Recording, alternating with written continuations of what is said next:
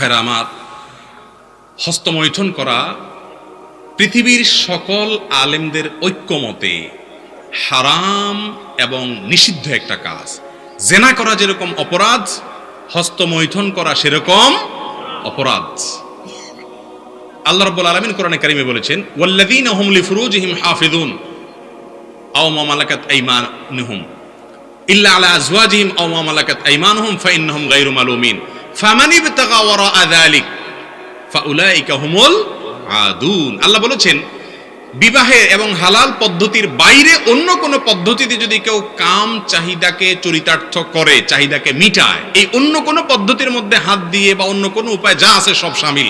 এই আয়াতের তাফসীরে মুফাসসির ইকরাম এরকমই লিখেছেন।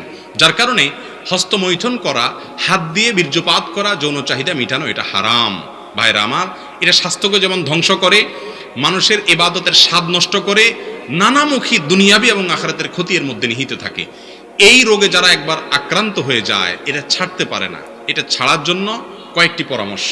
নাম্বার এক নম্বর পরামর্শ হলো যে অশ্লীল যে সমস্ত ফিল্ম, বিভিন্ন ধরনের ক্লিপ ইত্যাদি দেখার বদভ্যাস আছে, এগুলো থেকে দূরে সরে আসতে হবে। প্রয়োজনে ফেসবুকে যে সমস্ত পেজ থেকে এগুলো আছে সেগুলো আনফলো করতে হবে, ব্লক করতে হবে। যে সমস্ত আইডি থেকে আসে তাদেরকে ব্লক করতে হবে। করে আপনি আগে নিজের ভিতরে যাতে বাজে চিন্তা না আসে সেই জায়গাটা বন্ধ করতে হবে।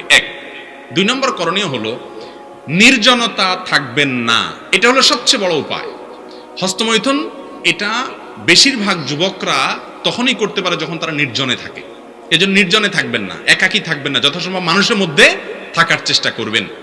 আর আল্লাহ তাআলার ভয়কে অন্তরে জাগ্রত করবেন। 7 শ্রেণীর যুবককে আল্লাহ তাআলা, 7 শ্রেণীর মানুষকে আল্লাহ তাআলা আরশের নিচে ছায়া দিবেন ভিআইপি প্যান্ডেলে। ভাইরা আমার, যেদিন সূর্য মাথার একেবারে কাছাকাছি থাকবে, টকবক করতে থাকবে মগজ, ভয়াবহ শাস্তির দিনে আল্লাহ তাআলার ভিআইপি প্যান্ডেলে, আল্লাহ তাআলার ভিআইপি গেস্ট হিসাবে সেদিন ছায়া পাবেন। তাদের 7 ব্যক্তির ভিতরে 1 ব্যক্তি হলেন শাবুন নাশাআ ফি ইবাদাতিল্লাহ। ওই যুবক যে তার যৌবন বয়সকে কালিমা মুক্ত রাখতে পেরেছে। ভাই, সংগ্রাম করতে হবে শয়তানের বিরুদ্ধে। আল্লাহ তাআলা আমাদেরকে হিম্মত করার তৌফিক নসিব করুন। মোবাইলে বাজে ভিডিও থাকলে ফরম্যাট করে ফেলবেন, বাজে ছবি থাকলে ডিলিট করে ফেলবেন, কোনো নায়িকা গায়িকার ছবি রাখবেন না, কোনো হিন্দি ফিল্মের ক্লিপ, বাংলা ফিল্মের ক্লিপ রাখবেন না, কোনো কিছু রাখবেন না। নির্জনতা থেকে বেঁচে থাকার চেষ্টা করবেন। আর মুত্তাকি পরেজগার ভালো মানুষ বন্ধুদের সাথে উঠা বসা করবেন, আল্লাহর কাছে সাহায্য চাইবেন, ইনশাআল্লাহ আল্লাহ তাআলা হেফাজত করবেন।